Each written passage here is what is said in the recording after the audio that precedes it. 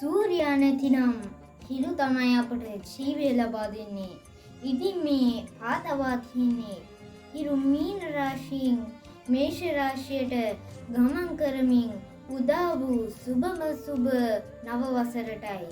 මෙය සිංහලවල අපගේ පමණක් නොව දමිළ ජාතික අපේම සහෝදර සහෝදරියන්ගේද ජාතික උත්සවයක්. ඉතින් මීන රාශියෙන් මේෂ රාශියට ගමන් කරන්නේ එක ඉරක් වුණාට අද මේ වේදිකාවේ ඉරවල් ගොඩක් පායලා තියෙනවා.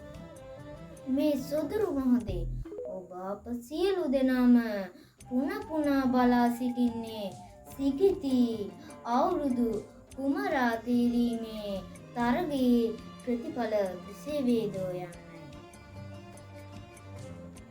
සූර්යයා නැතිනම් හිරු තමයි අපට